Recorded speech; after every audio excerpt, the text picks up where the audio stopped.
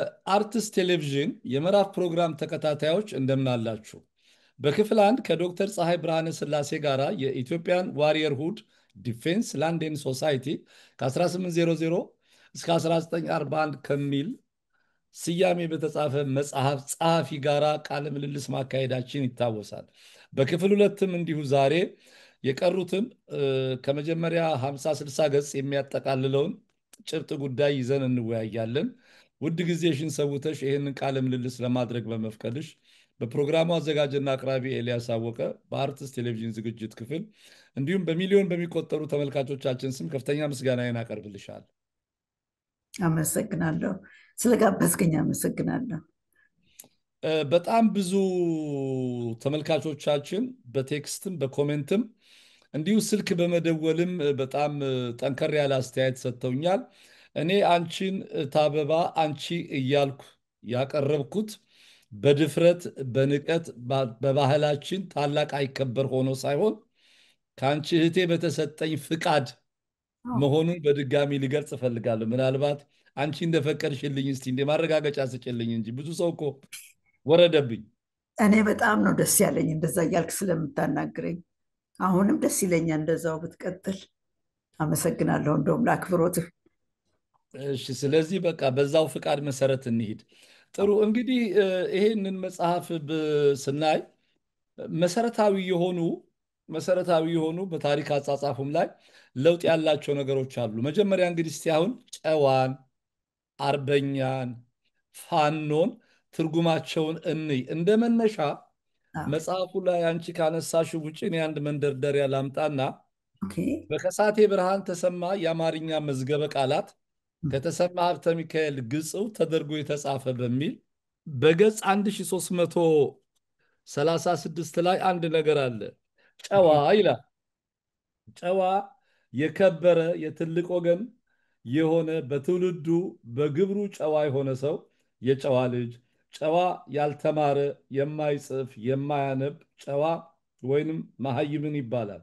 ጨዋ ከልጅነት ከጉርምስና ዕድሜ ተላልፎ ድልድል ዕድሜና እውቀት ያለው እገሌ በዕድሜው ጨዋ የሆነ ነው ይባላል።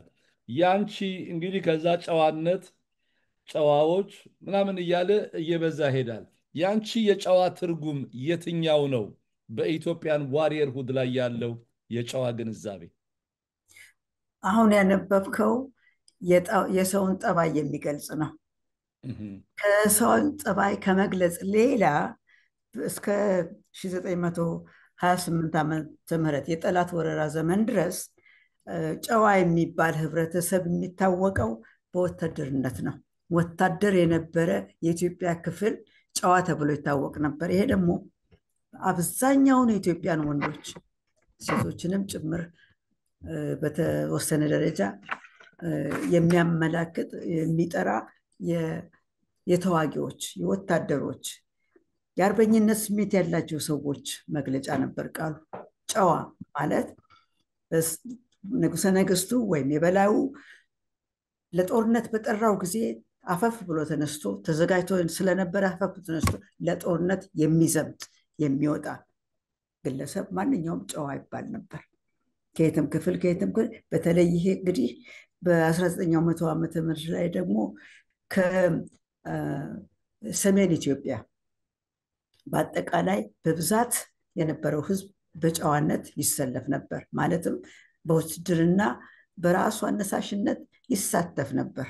ለማንኛውም ሂደት ውትድርና በሚያስፈልግበት ቦታ ላይ ያ ጨዋ ነበር የሚባለው። ጨዋ መሆን ማለት በውትድርና ላይ በአርበኝነት ተነስቶ ለማገልገል መሰለፍ ማለት ነው ጨዋነት ማለት። አመሰግናለሁ። ይህንን ትርጉም ነው ይዤ የተነሳሁት። ይህን ደግሞ ትርጉም ያገኘሁት ከአርበኞች በጠላት ዘመን ሲዋጉ ከነበሩ አርበኞች ማለት ነው፣ ከአባቴና ከአያቴ ከሌሎችም በዛ ስነ ስርዓት ውስጥ ከነበሩ ሰዎች ሳነጋግር ባገኘሁት ነው ይህን ትርጉም ያገኘሁት። እሺ፣ ያው እንግዲህ የከሳቴ ብርሃን ተሰማ የመዝገበ ቃላት ትርጉሙን እንዳለ ወስደን አንቺም በአጠቃላይ ከጨዋ ማህበራዊ ትርጉሙ አኳያ ያነሳሽውን ነገር ሁለቱም አብሮ ሊሄድ የሚችልና ተመጋጋቢ ሊሆን ይችላል። እንግዲህ የኢትዮጵያ ተዋጊነት ይሄ የኢትዮጵያን ዋሪየር ሁድ የሚለውን ስንመለከት መጽሐፉ የጨዋን ተዋጊነት እንደገና በማንሳት ወሳኝና ዘዴያዊ ግምገማ በማድረግ ማህበራዊ ታሪክን ማዕከል በማድረግ የመንግስትን ትረካ ለመሞገት ይሞክራል። የሙግቱ ትረካ መሰረቱን እስኪ እንዴት አድርገን እንጨዋወተው ታበባ? አሁን ያለውን መንግስት ከ1933 ዓመተ ምህረት ጀምሮ ያለው የመንግስት ስነስርዓት የድሮውን የጨዋ ስነስርዓት እየተወ የሄደ ነበር። ምክንያቱም ቋሚ ጦር ሰራዊት ተቋቋመ፣ ክቡር ዘበኞች መጡ፣ ሌሎችም ክፍሎች የአየር ኃይል እንዲህ የባህር ኃይል እየተባሉ በውትድርና ላይ የሚሳተፉ ሰዎች ተከፋፈሉና በአውሮፓውያኑ ስነስርዓት መሰረት አዲስ ተቋቋመ። ከዛ በፊት ግን የነበረው በጦርነት ላይ የሚሳተፈው ህዝብ ሁሉ ጨዋ ተብሎ የሚሰየም ነበረ እና ኮንትራዲክሽን የለውም። የዘመን እና የታሪክ ሂደት ለውጥ ያመጣው ነገር ነው እንጂ የሚቃወምና የሚቀረን ነገር አይደለም። የመንግስትን ትረካ ከላይ ወደ ታች ያለውን ታሪክ ነው የሚሞግተው በአዲስ መንገድ ነው። ይሄ እንግዲህ ዘመናዊት ኢትዮጵያ ከጣሊያን በኋላ ዘመናዊ ጦር ሲቋቋም እንዳልሽው ክቡር ዘበኛ፣ የምድር ጦር፣ የአየር ኃይል፣ የባህር ኃይል ሲቋቋም እነዚህ ነገሮች ከዘመናዊ ውትድርና ሳይንስ ጋር አብረው ዘመናዊነት ያጠፋው ክስተት ነው ማለት ይቻላል። ጨዋነትን አከሰማው፣ አጠፋው። የጨዋ ሰራዊት ይባል የነበረውን ክፍል ቦታ አሳጣው። አሁን የጨዋ ክፍል ይባል የነበረው የሹመት ስሞችም ነበሩት እኮ በለምበራስ፣ ግራዝማች፣ ቀኛዝማች፣ ፊታውራሪ፣ ደጃዝማች፣ ራስ እያለ የሚሄደው ያ ሁሉ የሹመት ስም የእነዚህ ወታደሮች የሹመት ስም ነበረ። በዛ ስነስርዓት ውስጥ የነበረው በጨዋ ስነስርዓት ውስጥ የነበረው የሹመት ስሞች ነበሩ። እርግጥ ምንድነው እነዚህ አስተዳዳሪዎች ማንም ይሁን ምንም የሹመት ስማቸው አስተዳዳሪዎችም ወታደሮችም ነበሩ። የውትድርና ክፍልም የአስተዳደሩን መሪ የሚመሩ ሰዎች ነበሩ። አሁን ከ33 ዓመተ ምህረት ወዲህ ግን ተለየ፣ ተነጠለ። የተለያዩ ስፍራዎች የንግድ ሚኒስቴር፣ የሚኒስቴር እየተባለ የስራ ክፍሎች እየተመደቡ ሚኒስትሮች መሾም ተጀመረ። ሰዎችን በዛ ውስጥ መሰግሰግ ጀመሩ። በህብረተሰብ ውስጥ ወታደር፣ ጦር ሰራዊት ምን ተብሎ ደግሞ ለብቻው አንድ ክፍል እንደነዛ አንድ ክፍል ሆነ።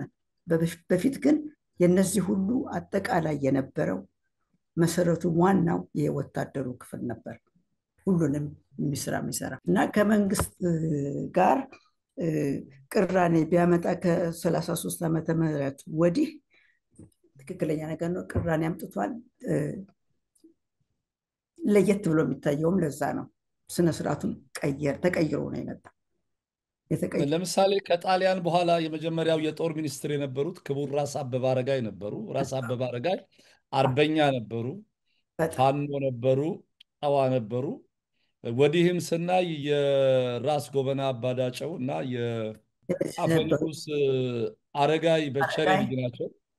አረጋይ በቸሬ የወይዘሮ የአስካለ ጎበና ልጅና የአረጋይ በቸሬ ልጅ ናቸው። የጦር ሚኒስትር ሆነው ራስ በሚል ማዕረግ ነው የያዙት። ያው በጦርነቱ ጊዜ በ5 ዓመት የነበሩ እነ ደጃዝማች አርበኛው የሰጣቸው ስም ነው። ራስ አበበ አርበኛ የሰጣቸው ነው። ከዛም በኋላ ያሉት ኮንፈርም አደረጓል፣ አጸደቁላቸው። ራስ መስፍን ስለሺ ለምሳሌ ያው አርበኛ ነበሩ። እሳቸውም ግን በኋላ ይለብሱ የነበሩት በወታደራዊ በሌተና ጀነራል እና በማርሻል አይነት በወታደራዊ ማዕረግ ነበር ይለብሱ የነበሩት። በኋላ መጀመሪያ ላይ ግን እሳቸው እንደ ራስ አበበ ስር ሆነው ነበር በጠላት ዘመን የሚሰሩ የነበሩት እና ራስ መስፍን ስለሺ በአስተዳደር ነው እያደጉ የሄዱት እንጂ በአርበኝነት ስነስርዓት አልነበረም እያደጉ የሄዱት ከጠላት በኋላ ማለት ነው። በዛ ላይ ብቻ አልነበረም የኖሩት ራስ መስፍን። በኋላማ በቃ አስተዳዳሪ ነበሩ።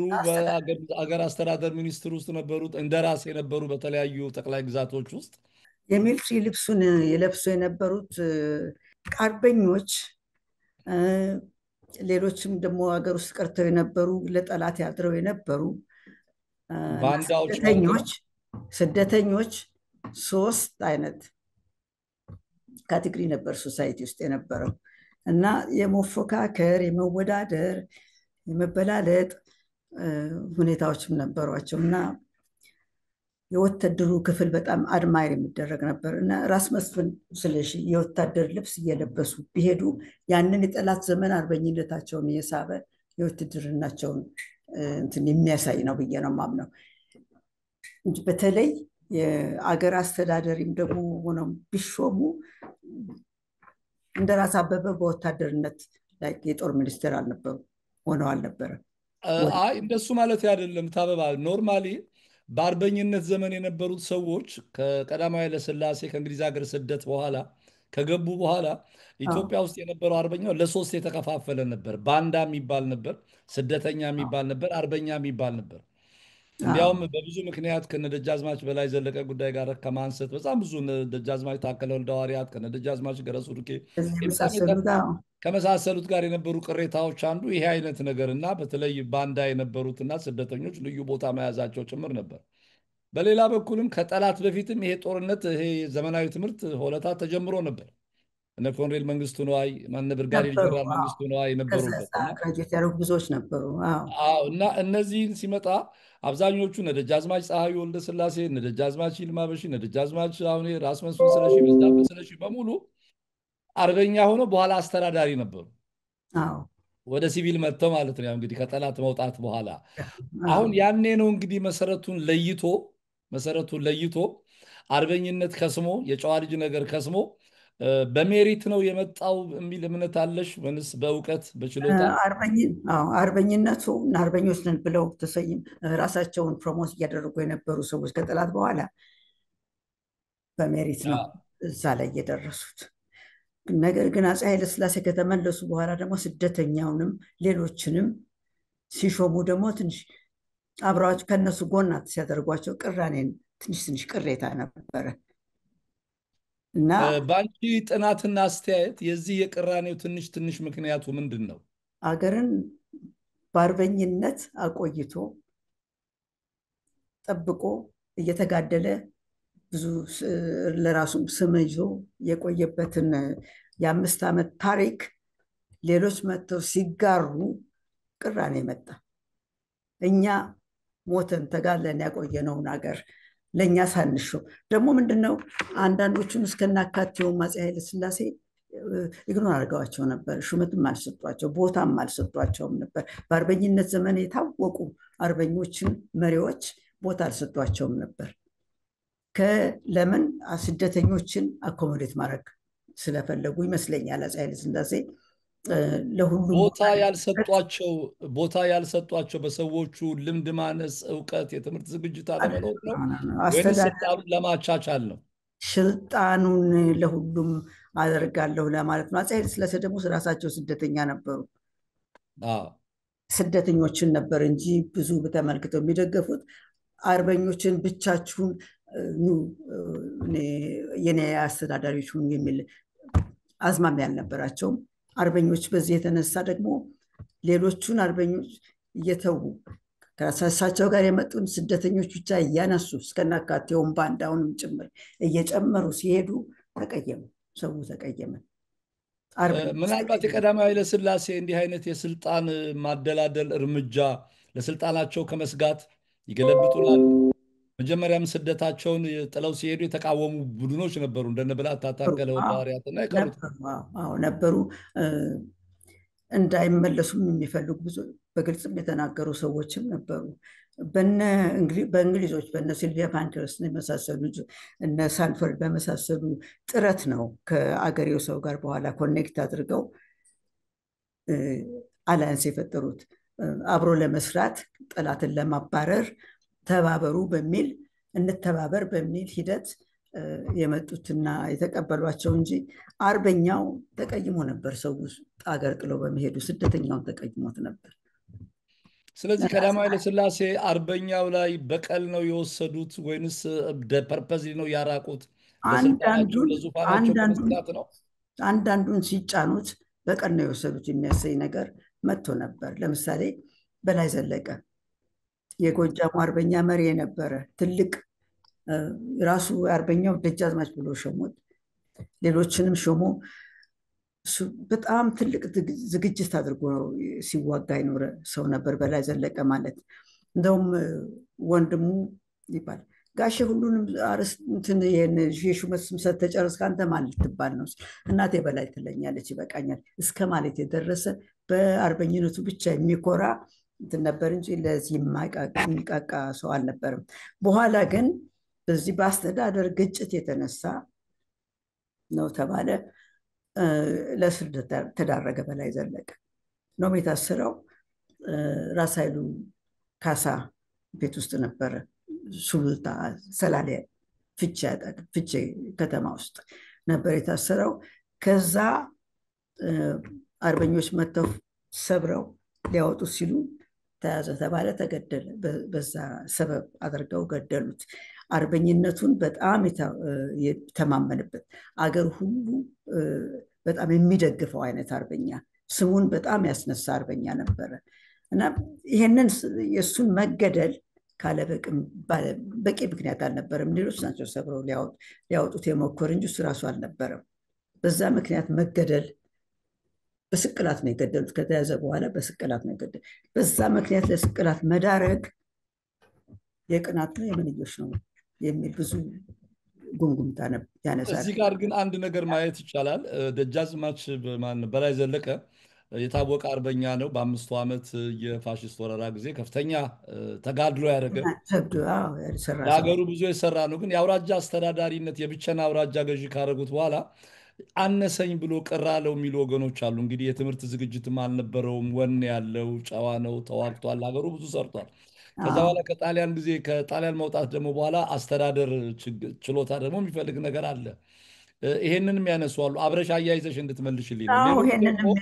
ይሄም የሚባል ነገር አለ። ግን እሱ ብቻ አልነበረም። በዛ ደረጃ ላይ የነበረ አርበኛና ሹም የአፄ ኃይለሥላሴ ሹሞች ሌሎችም እንደዚሁ አይነቶች ነበሩ። ትምህርት የሌላቸው በአርበኝነት ብቻ ስማቸው ስለገነንና ሀገር ስለተቀበላቸው ሹመት የተሰጣቸው ሰዎች በላይ ዘለቀ ብቻ አልነበረም። እሱን መርጦ ግን በተለይ እሱ ላይ ትኩረት አድርጎ አግባብ ባልሆነ በተሰጠው ስልጣን በተሰጠው አውራጃ ገዥነት አልረካም የሚሉ ወገኖች አሉ። ምናልባት ድፍን ጎጃምን እገዛለሁ ብሎ አስቦ ነበር የሚባል ነገር አለ። አንድ ሁለተኛ ደግሞ እስቲ አያይዘሽ እንድትመልሽልኝ የራስ ኃይሉን ልጅ አገባ ስለነበረ ከእሳቸው ጋር ወደዚህ ጣሊያን ባንዳ ሲሄድ መንገድ ዝጋ ሲሉት እነ ጀነራል ውንጌት እምቢ ብሎ አሳልፏል። በሁለተኛውም ዙር መንገድ ለቆላቸዋል የሚል ነገር አለ። ራስ ኃይሉ ደግሞ በባንዳነት ስማቸው የሚነሳ ሰው በመሆኑ ንጉሱ በእንዲህ አይነት ጉዳይ ላይ የህልውና ጥያቄ የስልጣን ትግል አድርገው አይተው ቢያገሉትና ቢታገሉት ከቂምና ከበቀል ከወንጀል ጋር አብሮ ተያይዞ ሊታይ ይችላል። እኔ ይህንን በዛ ምክንያት ጀስቲፋይ አላደርግም። ይህ ቤተሰብ ሁኔታ ገሌና ገባ ገሌ እንትን አለ የሚለውን ሁኔታ አስተዳደር ውስጥ አምጥቶ በዛ ላይ ሰውን ፈርጆ የጣሊያንን ጦርስ መንገድ እንዲዘጋ ብሎ ማሳለፍ ነበረበት። እንግሊዞች ከገቡ በኋላ እንዲያውም እርምጃ ይወሰድበት ሲል ጀነራል ዊንጌት አይተው ብሎ ያቀዛቀዙት ቀዳማዊ ኃይለሥላሴ ናቸው የሚባል ነገር አለ። እሱ ላይ ብዙ ጥንቃቄ ያስፈልጋል።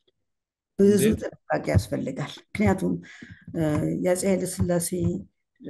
ኃይለሥላሴና ደጋፊዎቻቸው በሱዳን በኩል በስተምዕራብ ኢትዮጵያ በኩል አድርገው ሲመጡ እንግሊዞችም እየረዱ ከሀገሬው ጋር እየተደራደሩ ሲመጡ በላይ ዘለቀ ከተቀበሉት አርበኞች መካከል አንዱ ሆኖ እያለ የበላይ ዘለቀ ሰዎችም በዛ ላይ ተሳትፈው እያሉ ትክክለኛ ያልሆነ ወሬ እያወሩ በላይ ዘለቀ ይሄን አለ ያን አለ እያሉ እያምታቱ ብዙ አግባብ ያልሆነ ነገር ተሰርቷል። ይሄ የሐሰት ትርክት ነው የምትዩ? በአንቺ ጥናት ለምሳሌ የጣሊያንን ጦር አላሳለፈም እሱ በዘጋው መንገድ ላይ የጣሊያንን ጦር ላለማሳለፍ ሰርቶበታል። አላሳለፍም። እዛ ጋር መጥተው ተሰልፈው የነበሩ ሌሎች እንደውም በብዙ ረገድ የጣሊያን ሹሞች ነጋሽ በዛብህ የመሳሰሉት ሊያገባቡት ብዙ ሞክረው ነበረ። ቢትወደድ ነጋሽ በዛብህ ቢትወደድ ነጋሽ በዛብህ በኋላ ቢትወደድ አይደለም። ብዙ የሐሰት ትርክት በዛ ላይ ተፈጥሮ ሰውየውን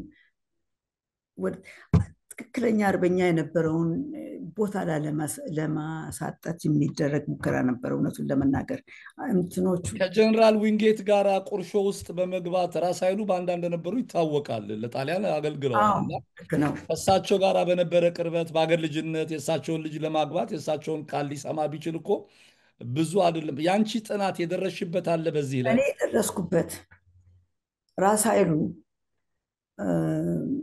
እነ ከበደ ተሰማ ሁሉ ከውጭ መጥተው አፕሮች እያደረጓቸው እነ ሳንፈርድ ሁሉ እየመጡ አፕሮች እያደረጓቸው ብዙ ሄዚቴት አድርገው ነው በኋላ ጣሊያኖችን ወዳጆቻቸውን አሽሽተው ከዛ ቦታ ላይ እንዳይያዙ እንዳይታሰሩ አሽሽተው ምን ብለው ነው ራስ ኃይሉ በኋላ ለሌላው መንገድ የለቀቁት። ከእሱ ለሳቸው ልጃቸውን ለማግኘት ሲል አልተባበራቸውም? ግብረ አበር አልነበረም? ደጃዝማች አይነት በላይ ዘለቀ አልተባበረም። በዛ ላይ ቢያገባም በዚህ ሶሻል ሂደት ላይ ያለውን ግንኙነት አስመልክቶ ይሄን አድርጓል ብሎ የሚናገረውን ነገር እኔ ሪሰርች ስሰራ በነበርኩበት ጊዜ ላይ ሰምቼ አላውቅም። ከአካባቢው ህዝብ ከጎጃም ህዝብ ይሄንን አልሰማሁም። ቀዳማዊ ኃይለ ሥላሴ ላይ ደጃዝማች በላይ ዘለቀ የመፈንቅለ መንግስት ሙከራ ለማድረግ አላሴሩም? በአንቺ ጥናት ወል አፕሮች አድርገው አፕሮች ያደረጓቸው ሰዎች ነበሩ። በላይ ዘለቀን አፕሮች ያደረጉ ሰዎች ነበሩ። ግን እኔ ተባብሮ እዛ ላይ አብሮ ሄዶ ይሄን አደረገ በላይ ዘለቀ የሚባለውን ሂደት አላውቀውም። እንጃ። እንግዲህ በፍርድ ሂደት እንደተገደለ የንጉሱ ደጋፊዎች ይናገራሉ። ስቅላትና ሞት የተፈረደበት በትሬዘን በአገር ክዳትና ንጉሰ ነገስቱንና አገሩን በመክዳት ነገር ነው። እዛ ላይ የቀረበው ለምሳሌ የክሱ ሂደት ምን ይመስል እንደነበር የቀረበበትን ክስ የማየት እንደው ከአርካይቭ ምናልባት ኢንስቲትዩት ኦፍ ኢትዮጵያን ስተዲስም እንግዲህ የሰራሽ እንደነበር በዛን ጊዜ ካለ በፍርድ ሚኒስቴርም ያኔ የነበሩ ፋይሎች ይሄን የክሱ ሁኔታ እና ለሞት ለስቅላት የሚያበቃ ፍርድ ነበር ወይ? ራሱን ተከላክሏል ወይ? ማስረጃና ምስክሮች ቀርበዋል የሚሉትን ነገር እንደው እኔ አላየሁም። አፄ ኃይለሥላሴን መንግስት ቻሌንጅ ለማድረግ በላይ ዘለቀ እዚህ ላይ ተሳትፏል የሚነገር እርግጥ እነ ታከለ ወልደ ሐዋርያት ምናምን ነበሩ፣ ቻሌንጅ የሚያደርጉ ነበሩ። ደግሞ በጎጃመን በኩል ነው አልፈውም የመጡት። ይህ ነገር በተደጋጋሚ እነሱን ብቻ ሳይሆን በሌላም አካባቢ የነበሩ አርበኞችን የራሴንም አባቴንም ጭምር የሚመለከት ነው። ተነስተው የሆነ ነገር ይጭኑባቸዋል ሰዎችን ለማግለልና ለመቅጣት ሲፈልጉ በዘመኑ እንደዛ የሚያደርግ ሂደት ነበረ። አፄ ኃይለሥላሴና ሰዎቻቸው ተማክረው ይሄን እናድርግ ብለው የያዙት ፖሊሲ ነው ወይ ሌላ ጥያቄ ነው። ሂደቱ ግን ያንን ያመጣ ነበር፣ ይህን የመሰለውን ሂደት ያመጣ ነበር። እንግዲህ በኢትዮጵያ ታሪክ ውስጥ እጅግ በጣም አንዳንዶች እንደሚሉት የሀገር ውስጥም የውጭ ሀገር ጸሐፊያንም እንደሚያነሱት በኢትዮጵያ ታሪክ ውስጥ በተለይ የመጨረሻ አሳፋሪ ታሪክ የሀገሪቷን ሕዝብና የሀገሪቷን ታሪክ በማይመጥን ደረጃ ባንዳ ተፈልፍሎ የነበረው ባለፉት በጣሊያን 5 ዓመት የወረራ ወቅት ነው እና የባንዳ ፖለቲካ እንግዲህ እንደምታውቂው አሁንም ድረስ ባንዳነት ከገዢ ጋር ተባብሮ አገር ላይ ጥፋት ወገን ላይ እልቂት ማድረስ የተለመደ ነው። ይህንን በሚመለከት ለምሳሌ ባንዳዎቹን መሾማቸው ቀዳማዊ ኃይለሥላሴ ከአስተዋጽኦ አኳያ አርበኞቹን አስተዋጽኦ ያላቸው፣ ባንዳዎቹን በመሾም ከአርበኞች ጋር እርስ በርስ ይሄ ከፋፍለ ግዛው አንዱ የአንዱ ጡት አስታይ ሆኖ አፍንጫና ናጫ እንዲሆኑ ዓይንና ናጫ እንዲሆኑ አድርገዋል የሚል ሀሳብ አለሽ? አዎ፣ ብዙ ግጭት ይመጣ ነበር፣ አለመተባበር ይመጣ ነበር። ሀሜትም በብዛት በህብረተሰቡ በኩል በጣም ተስፋፍቶ ነበር።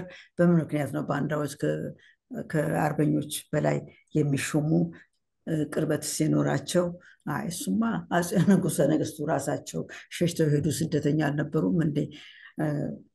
ከቤተ መንግስትም ውስጥ ባንዶች ነበሩ ከጣሊያን ጋር ሲሰሩ የነበሩ እና በዚህ የተነሳ ብዙ ኮንትሮቨርሲ ነበረ፣ ሀሜት ነበር፣ ኮንትሮቨርሲ ሳይሆን። በእኔ ግምት ግን እኔ እስከሰማሁት ድረስ አርበኞቹም እንደነገሩ ትክክለኛውን ነገር ያውቁ ነበር። ገሌ ገሌ ገሌ አርበኛ ነው ብለው የተናገሩትን በተለይ መሪዎች የሆኑ ወደ 320 የሚያህሉ ሊስት ሁሉ ይሰጡኛል። በአጠቃላይ ከኢትዮጵያ ውስጥ የተሰበሰበ ሊስት ከነዛ መሃል ምንም ሹመትም ይሁን ሽልማትም ይሁን ወይም ደግሞ ምስጋና ያልተቀበሉ በመንግስት በኩል ያልተቀበሉ በጣም ብዙዎች ነበሩ። የአርበኞች ማህበር ድርጅት ራሱ ብዙ ለመቋቋም ይሞክር ነበር። ይሄን የመሰለውን ሂደት ግን አልቻለውም ነበር። እንደውም የንጉሠ ነገሥቱና የደጋፊዎቹ ቡድን በተለይም የስደተኞች ክፍል የነበረው ቡድን ይጫናቸው ነበር። ያንን አሰርት ላለማድረግ እንዳያደርጉ አድርጓል።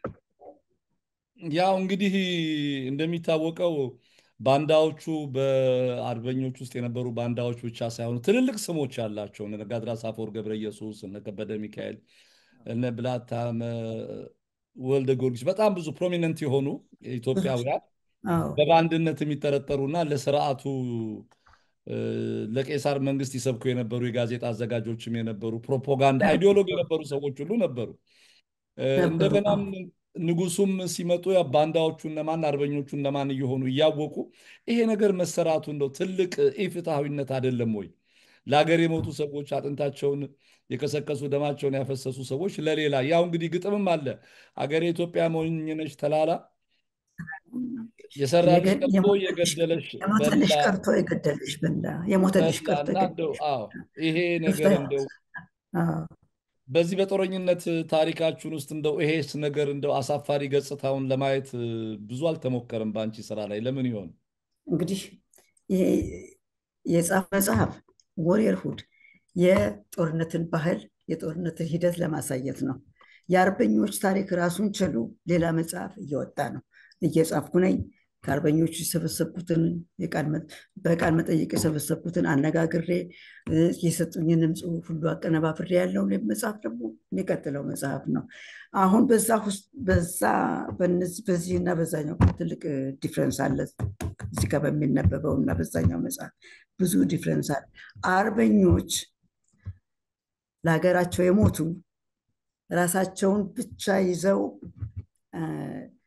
የሀገር አስተዳደር ውስጥ ለመግባት ብዙ ጥረት አድርገዋል። ያ አግባብ ነበር ወይ እያልከኝ ደግሞ የምትለኝ ይመስለኛል።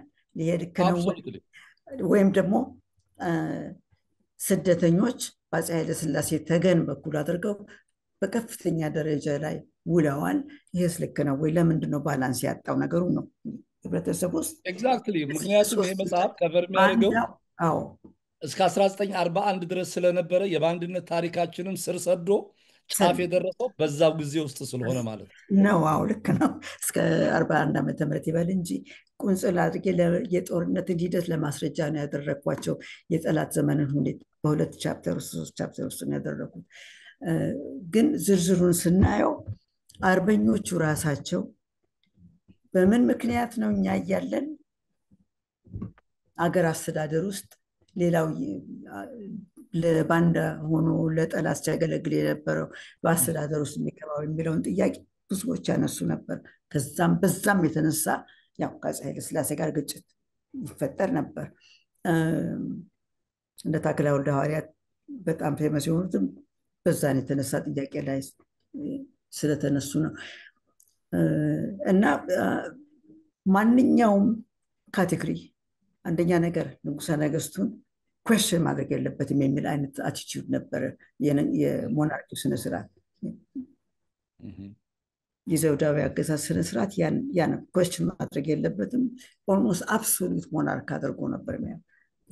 ፍጹማዊ የሆነ መብትና እንትን የነበረው ነው፣ ኃይል የነበረው ነው። ኮንትሮልም ነበር በአጠቃላይ ፖለቲካ ሂደቱን ሁሉ። አርበኝነትና የፖለቲካው ሂደት አልተስማማም።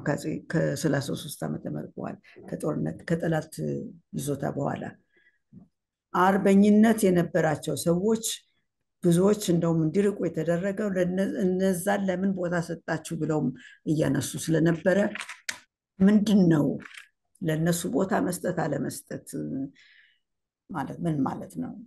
የሀገርን ሕዝብ በዚህ አድሚኒስትሬሽን ውስጥ መሰግሰግ ማለት ነው ዘመናዊነት። ዘመናዊ አስተዳደር አቋቁመናል። ደግሞ አፄ ኃይለ ሥላሴ እንደገቡ ይቅርታ ተባብለን በፍጹም ይቅርታ ተሰጣተን ሁሉንም አልፈነው መሄድ አለብንም ብለው ለማሳመን ብዙ አድርገዋል። ብዙዎችም አምነው ደግሞ ተቀብሏቸዋል አፄ ኃይለ ሥላሴን በዚህ ሂደት ላይ። አይ እንረሳዋለን፣ በጠላት ሁኔታ በጠላት ዘመን ውስጥ እኛን የወጉንን እንረሳለን፣ መውጋታቸውን ረስተን ወደፊት እንሄዳለን የሚል እና የኢትዮጵያን ነፃነት ለማስከበር የተዋጋ የኢትዮጵያን ነፃነት ለማስከበር ከጥንት ጀምሮ ሲጋደል የነበረው ነው የመንግስት አስተዳደር ስነ ስርዓት ቻሌንጅ መጣበት፣ ተቀየረ። ለምን? ዘመናዊነት ነው ተባለ። ዘመናዊነት ማለት በአፄ ኃይለ ሥላሴ ዘመነ መንግስት ባላንስ ይዞ ሁሉንም አስተባብሮ የራስን ፖዚሽንም አረጋግጦ ለማስቀመጥ የሚያስችል ሂደት ነበር። የአፄ ኃይለ ሥላሴን ተቋም የማይቀሰቅስ የማይነካ አድርጎ ለመያዝ የነበረ ሂደት ነው።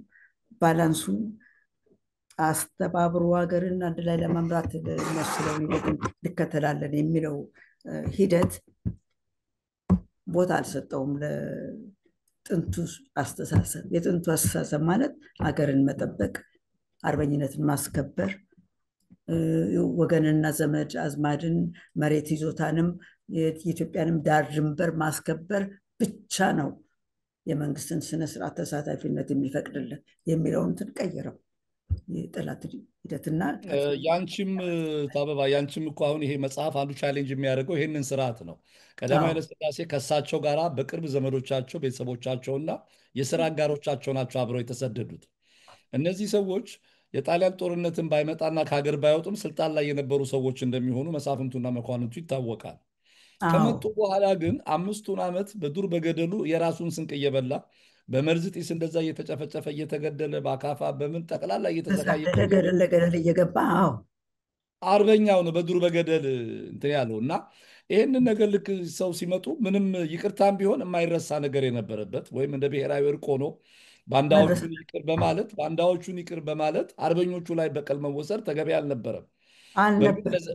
ለዘመናዊነትም ቢሆን አብረዋቸው ያሉትም እኮ ሰዎች ብዙ ከመደበኛ ትምህርት ብዙ ያራቁ በዘመናዊነት ደረጃ ይሄ ነው የሚባልላቸውም ያልነበሩ አሉ።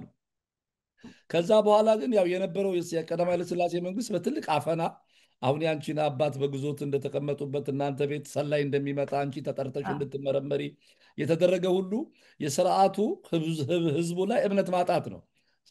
ፀሐዩ ንጉስ በተባሉበት ሁኔታ በተለየ ሁኔታ ነው።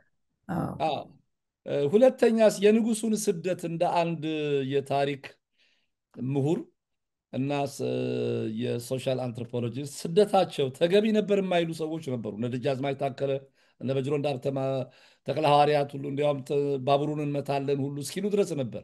ያ ስደት ጥሩ ነበር ለኢትዮጵያ። በተለይ በጨዋው ታሪክ ንጉስ ከሸሸ ያው ሰራዊት ይፈታል። የኢትዮጵያ የጦርነት ታሪክ የሚያሳየን እሱን ነበር። ንጉስ ሲረታ ነው። ግን ምን መጣ ከጠላት በኋላ በ33 ዓመተ ምህረት ተመልሰው ሲመጡ ትምህርት ቤቶቹም የታሪክ ትምህርት ሲያቋቁሙ ሬዲዮ ፕሮግራሞች በኋላም ደግሞ የቴሌቪዥን ፕሮግራሞች ለህዝብ ከመንግስት ለማስገባት ድምፅ ዶሚኔት አድርገው ሲይዙ የመጣው ድምፅ በሰላም መኖር አለብን፣ እኛም ውጭ ሄደን መተና እንደውም አፄ ኃይለ ሥላሴ ውጭ ባይሄዱ ኖሮ ባያመልጡ ኖሮ ቢገደሉ ኖሮ እስከ ወዲያው ድረስ ኢትዮጵያ ነፃነት አትወጣም ነበር፣ ሚዋጋላትም አይኖርም ነበር የሚል ድምፅ ይዘው መጣ። እንደውም በ5ቱ የመከራ ዘመን ውጭ ሆነው ስለ አርበኞች ሲነገር ወደ ውጭ ለጋዜጠኞች ሲነገር በጥንቃቄ የንጉሠ ነገሥቱን ሮል ላለማቃወስ ላለመቀስቀስ ከአፄ ኃይለ ሥላሴ ጋር ግንኙነት አለው አርበኛው በሙሉ እየተባለ ይነገር ነበር።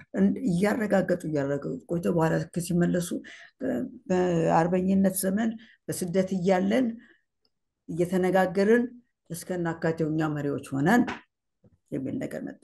አፄ ኃይለ ሥላሴ አመራር ሰጠው።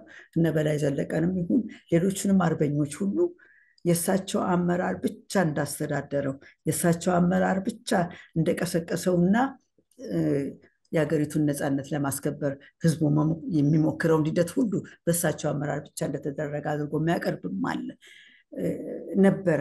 እንደውም ወዲያውኑ ቻሌንጅም የመጣው ቅያሜም ከሰዎች ጋር መቀያየምም የመጣው ግማሹም ለስር ግማሹም ለቁም ስር እየተዳረገ የሄደበትም አንዱ የመቀያየም ሂደት ይሄ ነበረ። እኔም አባት ቢሆን እኮ ከዛው ካቴጎሪ ነበረ። 60 ሰዎች ነበሩ ከሱ ጋር በአንድ ጊዜ ከዛ ጠቅላይ ግዛት ውስጥ ወደ ግዞት እንዲዳረጉ የተደረጉት። እያንዳንዱን ትክ ብለህ ስታየው በአጠቃላይ አርበኛ ነበሩ፣ አርበኞች ናቸው፣ ሲዋጉ የነበሩ ሰዎች ናቸው።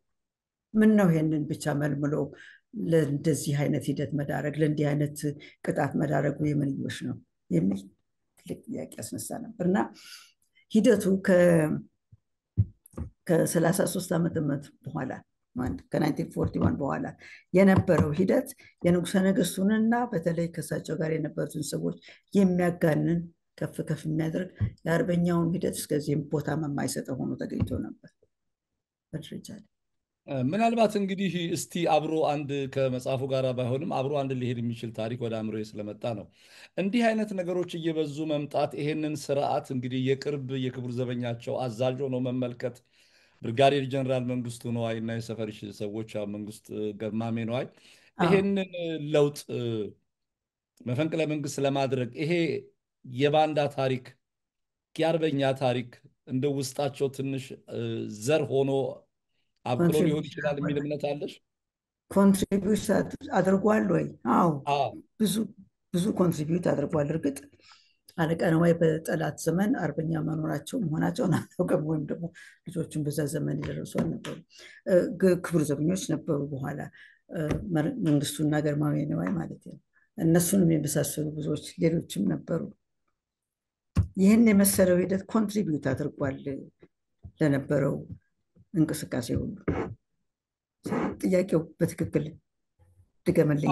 እንድንወያይበት አብሮ የመጣ ነው። ሌላው ነገር ግን እንግዲህ በዚህ በአንቺ መጽሐፍ ላይ ትልቁ ትኩረት ባለስልጣን ተኮር የሆነውን የሞናርክ ሴንትሪክ የሆነውን ኃይለኛ ተቃራኒ በሆነ የጨዋነት የተፈለገውን ወይም አይዲያላይዝድ የሆነውን የመከላከል መርሆች ስነ ምግባር ከማዕከላዊ መንግስት ጋር በገጠሟቸው የፖለቲካ ውስብስብነትና አንዳንዴም አሳሳቢ ለሳቮሪ የውስጥ ግጭቶች ጸባጫሪነት እውነታዎች ጋር በመጽሐፍ ውስጥ እንዴት አዋህደው አስማምተው አቅርበሸዋል? አዎ እሺ፣ አቅርበሸዋል ወይ? አቅርበሸዋል ወይ? ታንኪዩ፣ አመሰግናለሁ። በትክክል ነው ያልከው። አቅርቤዋለሁ፣ ሞክሬያለሁኝ። በጣም ውትድርና ራሱን የቻለ ስነስርዓት ነበረው ብያለሁኝ። ደግሞ ትሬኒንግም ነበረው። እያንዳንዱ ወንድ ትሬን ይደረግ ነበር ለውትድርና። ከጠላት በኋላ ያ ሲቀር በትምህርት ቤቶች ላይ የነበረው ትኩረት ቢበዛ በስፖርትና በኋላ ደግሞ በክቡር ዘበኝነት በጦር ሰራዊት በመሳተፍ ካልሆነ በስተቀር ወንዶች በሙሉ ጦረኞችና አርበኞች ጦረኞች መሆናቸው የሚለው ሂደት እየቀረ መጣ። ሴቶችም ወንዶችም የአርበኝነት ስሜት ቢኖራቸውም እንኳን በጦርነት ላይ ለመሳተፍ ብቁ እንትን ነበራቸው ወይ? ያ እየቀረ መጣ። ለመሳተፍ የነበራቸው ፍላጎት እንኳን አርበኝነት ስሜት ቢኖራቸውም እንኳን በጦር ሂደት ላይ መሳተፋቸው ቀርቷል። ይሄ አንዱ ወገን ሆኖ እያለ ግን ለሀገር ስሜት ለሀገር መቆርቆር በአርበኝነት ስሜት በብዙ ረገድ ለስራ ሁሉ መሰለፍ ብቻ ነው ወይ ከዛ በኋላ የመጣው? አይደለም። እንደ በፊቱ አልነበረም፣ ቀርቷል። የዛኛው ትኩረት ቀርቶ ሌላ ነገር ላይ በተለይም በደሞዝ መተዳደር፣ ከፍተኛ ደሞዝ ማግኘት፣ በየቢሮው ያለውን ሂደት እያደጉበት መሄድ፣ ይህን የመሳሰለው ነገር ነው እንጂ ለሀገር መከላከል ለመዋል ራስን ማዘጋጀት ብቻ አልነበረም። ስነስርዓት ሳይሆን ቀረ፣ የነበረው ሂደት ቀረ። ይሄ አንድ ጥሩ ነው። እንግዲህ የሚሊተሪ ኤሊት መፈጠር፣ ቴክኖክራት የሆኑ አርምቼር ጀነራሎች በመምጣት በቃ በትምህርት እንጂ በየቤታው ያልተፈተሹ ሆነው መምጣት ምናልባት እንግዲህ የዚህ የጨዋነት ነገር እንዲህ ከጠፋ በራስ ተነሳሽነትና ፈቃድ የራስን ስንቅ እየቀለቡ እያዘጋጁ ለአገር መሞት በክብር ሀገር መሰዋት መዝመት ለአገር መዝመት ከዛ በኋላ ቀረና ወደ አፈሳ ሄደ ጉዳዩ እንግዲህ በስፋት በኃይለሥላሴም ጊዜ እየታፈሰ በደርግ ጊዜ ታፈሰ። ደግሞ በጣም በብዛት በኢህአዴግም ጊዜ እየታፈሰ የግድ ወታደር በግድ የመውሰድ ሁኔታ ሊፈጠር የቻለው ይሄ ሁኔታ ናሽናል ብሔራዊ ስሜቱና የአገር ፍቅሩ ከዜጎች የጨዋ ስነ ምግባርና ጽንሰ ሀሳብ ከመጥፋት ጋር የተያያዘ ነው የሚል እምነት አለሽ? በጣም የተለየ ነው የመጣው። እንደውም የበፊቱ እኮ የሀገር ስሜት ማለት ኃላፊነት፣ እኔ ለኢትዮጵያ ለሀገሬ እያንዳንዱ ግለሰብ ኃላፊ ነው ብሎ መቆም።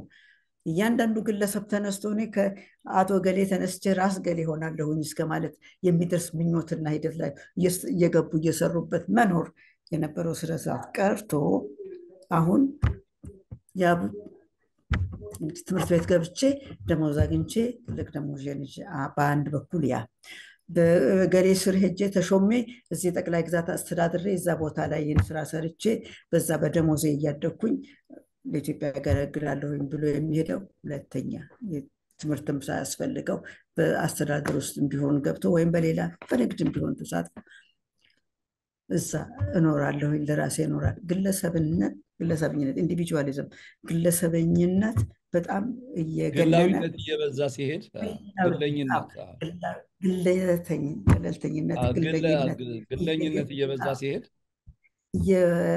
ትኩረቱ ወደዛ እየዞረ ሲሄድ የሀገር ስሜት ቀርቷል ወይ ለማለት እንኳን ባልችልም፣ ግን ለዛ ለሀገር እከላከላለሁ ብሎ የመቆም በወኔ ተነስቶ ሀገሬ ኢትዮጵያን እንዲህ አደርጋለሁ ብሎ የመቆም እንትን እየቀነሰ ነው።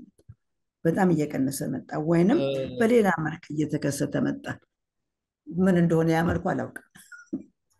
እሱ ሌላ ጥናትና ምርምር ይፈልጋል። በእርግጥ አሁን አንድ ነገር አለ፣ ሁል ጊዜ በብዙ የተለያዩ ውይይቶች ላይ የማነሳው ነገር አለኝ። የኢትዮጵያ በተለይ የኢትዮጵያ ኦርቶዶክስ ተዋሕዶ ቤተክርስቲያን እምነት ተከታዮች ለአገር ሉዓላዊነት መጠበቅ፣ ለአርበኝነት፣ ለአገር ለመሞት፣ ለማተብ ለመሞት፣ ለቤተክርስቲያናቸው ለመሞት ከፍተኛ አስተዋጽኦ አድርገዋል። ይሄ እንግዲህ አብዛኛው ጨዋው በዛ ውስጥ ባደገው ነገር ይሄዳል። ከዛ በኋላ ግን የቀዳማዊ ኃይለሥላሴ ስርዓት መጥቶ የቀዳማዊ ኃይለሥላሴን ስርዓት ይታገሉ የነበሩ በአንቺ ዘመን እኔ ፈርቼ ኧረ በጣም አልሳተፍ ነበር ፈራ ነበር የምትዩ የተማሪዎች ንቅናቄ ያመጣቸው ሰዎች ራሳቸውን ለህዝብ ጥቅምና ጉዳይ መስዋዕት ማድረግ የሚችሉ ያለምንም ገንዘብ ያለምንም ነገር ራሳቸውን ለህዝብ ሊሰዉ የተዘጋጁ በጣም ብዙ መስዋዕት የሆኑ በተለይ በኢህአፓ ውስጥ ማለት ነው ወጣቶች ብዙ ተሳትፎ በቃ ጠላቶቻቸው በደርግ እንግዲህ ፋሽስት የሆነው ደርግ መኢሶኖች ይቀኑባቸው የነበረ የዓላማ ጽናትና ጥንካሬ የነበራቸው ልጆች እንደው የዚህ የጨዋ ልጅን ኮንሴፕት ወርሰውት ይሆን ሌጋሲው እነሱ ጋር አለ ወይ ብሎ መገመት ይቻላል። ምክንያቱም ምንም ነገር የለም። ምክንያታቸው ለሀገራቸው ህዝብ ነፃነት፣ መሬት ላራሹ ለገበሬው መታሰር፣ ለፍትህ፣ ለርትዕ፣ ለትክክለኛ ኢኮኖሚያዊ ዳኝነት፣ ፍትሐዊ ለሆነ የሀብት ክፍፍል የሰሩት ልጆች እንደሱ ብለን መውሰድ እንችላለን። የጨዋ ልጅ በዘመን አብዮት የጥንቱን የጨዋ ልጅ ይመስላሉ ወይ እነሱ እነዚህ አብያተኛ ተማሪዎች? በተለይም ኢህአፓውያኑን ለማለት ነው። ምክንያቱም የነፃነት ታጋዮቹ አገር ለመገንጠል ነው የሰሩት፣ እነሱ ለብሔር ነው የሰሩት። አርበኛ ግን ብሔር አይደለም ያለው፣ የሀገር ፍቅር ነው ያለው። የሀገር ፍቅር አለን ብለው የሆነ በጣም ህብረት አብጅተው እየገነኑ ራሳቸውን ወደፊት እያመጡ ሶሳይቲውን ኮንቪንስ ለማድረግ የሚሞክሩ ብዙ ነበሩ። ህብረተሰቡን ውስጥ ለመግባት ሙከራ ያደርጉ ነበር። ግን በእኔ ግምት ያ አልሆነላቸውም። ህብረተሰቡን ይዞ አብሮ መጓዝ አልሆነላቸውም ነው የምለው። ምኞታቸው ከፍተኛ ነው። ልክ እንደ ድሮ አገሬ ብለው ነው የተነሱት። ህዝቤ አገሬ፣ እሱን ፕሮሞት እናደርጋለን ብለው ነው የተነሱት። ግን ህብረተሰብ ውስጥ ገብተው ኮንቪንስ አድርገው ሰውን አብሮ ይዞ መሄድን አልሆነላቸውም። ምክንያቱም በአንድ በኩል የአፄ ኃይለሥላሴ መንግስት እና በኋላም የመጣው የመንግስት ተቋም ከፍተኛ የወታደር እንትን ነበረው፣ ኃይል ነበረው። ተከፋይ ወታደር የጦር ኃይል ጦር ነበረው። ኃይል ነበረው በጣም የጦር ኃይል ነበረው እና በዛ ይመታቸው ነበር፣ ያስራቸው፣ ይገርፋቸው ነበር። የገላቸው የተገደሉም የሞቱም አሉ። ግን የዛ ስሜት የነበራቸው ተነስተው ነበር። የጨዋውን አይነት ስሜት ያስተጋባሉ ወይ ለማለት ጨዋ እኮ ጨዋ ነው። ጨዋ ጨዋ ነው። ለአገር ሙሉ ስሜት ያለው ነው። ከዚህ አካባቢ መጣሁ ከዚህ አካባቢ መጣሁም አይልም። ያም ሁሉ ሆኖ ደግሞ የሚያውቀው የፖለቲካ ስነስርዓት፣ የፖለቲካ ተቋም አንዳንድ ብቻ ነበር። መንግስታዊ አገዛዝ የሚለውን ነበር የሚያውቀው የጥንቱ ጨዋ። እነዚህ እኮ ሌላ ነገር ነው የፈለጉት። መንግስታዊ ተቋምን እንደውም ገስሰው መጣል ፈለጉ። ምክንያቱም እነሱ በሚያውቁት በተማሩት ፊሎዞፊ እነ ማርክሲስ ባስተማሩን የፖለቲካል ሳይንስ ሂደት የውጭ ሀገር ሬብልስ ተቃውሞ የሚያስነሱ ወጣቶች እንደውም በዘመኑ ኢንተርናሽናል ሆኖ ነበር። የተማሪዎችና የወጣቱ ፕሮሌታሪያን ኢንተርናሽናሊዝም ዓለም አቀፋዊነት ነው ራሱ ዓለም አቀፋዊ ሆኖ ነበር። ያ ግን ኢትዮጵያን አውቆ በኢትዮጵያ ሁኔታ ላይ የተመረኮዘ ሳይሆን እንደውም ለእኔ ትንሽ ቅር የሚለኝ አይነት ሂደት አስተሳሰብ ነበረው። ይሄ በኢንዱስትሪ የበለጸገ ሀገር፣ የተለየ አይነት ኢኮኖሚ ዲቨሎፕ ያደረገ ሀገር ከኢትዮጵያ ሁኔታ ጋር አይሄድም ብዬ እንድማምንበት ነገር ኢትዮጵያዊ ቢበዛ ገበሬ ነው፣ ቢበዛ አስተዳዳሪ ነው። ኢንዱስትሪያል ቤዝ አልነበረው። ሰውን አይዲዮሎጂካሊ ስፒኪንግ ሳይሆን ካልቸራሊ ስፒኪንግ አሁን በባህላችን እንደ የጨዋ ልጅ ለውድ አገሩ ለእምነቱና ለሀገሩ ሉዓላዊነት ህይወቱን ለመሰዋት አይሳሳም በምንም አይነት። የመጀመሪያው ነገር እሱ ነው። ሁለተኛው ነገር የነፃነት ተዋጊዎችን ይሄ በቃ የሊበሬሽን ሙቭመንት ጉዳይ ሳይሆን ይሄ ለብሔር ለሀገር ለመገንጠል ሳይሆን ለኢትዮጵያ ነገር ነው። ከዛ በኋላ የእነዚህ ተማሪዎች ይሄ እንደ የጨዋ ልጅ ሌጋሲ በቅርብ ከቀዳማዊ ኃይለሥላሴ ዘመን እንዲያውም ኢህአፓውያኑ ላይ አለ የሚል አስተያየት ነው ያለኝ እንደ ሀሳብ። ምክንያቱም ቀዳማዊ ኃይለሥላሴ ጊዜ የነበረው ወታደር ተከፋይ ወታደር ነው፣ መስሪያ ቤቱ ነው፣ ኢኮኖሚክ አድቫንቴጅ ነው ያለው። እነዚህ ልጆች ተማሪዎች ናቸው። አሁን የአንቺ ኮንቴምፖራሪ የነበሩ ልጆች አሁን እንዳንቺ ፕሮፌሰር ሊሆኑ የሚችሉ በታወቁ በኦክስፎርድ በአሜሪካን በአውሮፓ ትልልቅ ዩኒቨርሲቲዎች ሊያስተምሩ የሚችሉ ጥጥ ቦታ ሊደርሱ የሚችሉ ልጆች ከኔ መማር ይልቅ የዚህ የደሃ ገበሬ ህይወት ጉዳይ ያሳስበኛል በማለት የግል ጥቅማቸውን የግል ፍላጎታቸውን እንዲያውም ግሪዳቸውን ሁሉ ማለት ይቻላል እሱን ሁሉ ተቋቁመው ነው። ኢህአፓውያን ብቻ ብዬ የለወጥኩት ያመጣሁት ምንድን ነው? በዛ ዘመን ያሉት ደርግም ደርግ ነው፣ ወታደራዊ ስልጣን በመፈንቅለ መንግስት የያዘው። መኢሶንም ከነሱ ጋር ሂሳዊ ድጋፍ በሚል ከደርግ ጋር አብሮ በመስራታቸው እነዚህ ልጆች ያላቸው ትልቅ ካፒታል፣ ሶሻል ካፒታል፣ የሀገር ፍቅር ካፒታላቸው ነው። እንደ ጨዋ አይዲዮሎጂውን ጥረት ማለት ነው። አልተሳካላቸውም ኦፍኮርስ። ምክንያቱም ህዝቡን ይዘው አልሄዱም።